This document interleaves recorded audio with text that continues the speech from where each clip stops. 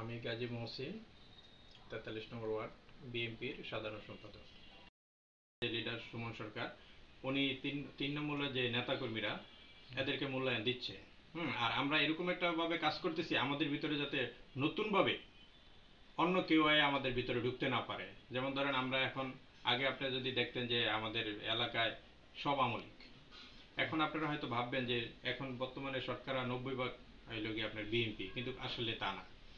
সেটা হলো আমাদের ভিতরে অনেকে আসছে, অনেকে আসবে, কিন্তু আমরা আমাদের নেতাকর্মীরা এবং আমরা ওইভাবেই দেখব যারা পিছনে এই 2000 বিশেষ করে 16-17 বছরে যারা অত্যাচার নির্যাতন সহ্য করছে, যারা ব্যবসা বাণিজ্য সব নিয়ে ক্ষতিগ্রস্ত হচ্ছে, তাদেরকেই আমাদের নেতারা মূল্যায়ন করবে।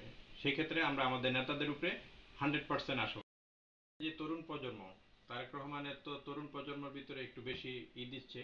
তো সেই ক্ষেত্রে গাজীপুর 6, বর্তমানে আপনি জানেন গাজীপুরে আগে 5টা ছিল, আসন ছিল, এখন একটা বাড়ায়া 6টা করা হয়েছে। তো 6টা করলে সেই ক্ষেত্রে আমরা চাচ্ছি গাজীপুর 6-এ আমাদের সুমন সরকারকে, যে সুমন সরকার সরকার জাবেদ আহমেদ সুমন, ওনার ফ্যামিলির একটা ব্যাকগ্রাউন্ড আছে, উনি ডাক্তার নাজিম সাহেবের ছেলে, উনি টঙ্গীতে অনেক কাজকাম করতেছে, উনি বিভিন্ন জায়গায় আপনার জনসেবা করতেছে, অনেক সাজাইতেছে গুছাইতেছে ওনার মতো করে, উনি সুন্দর করে গুছানো সাজানো আছে।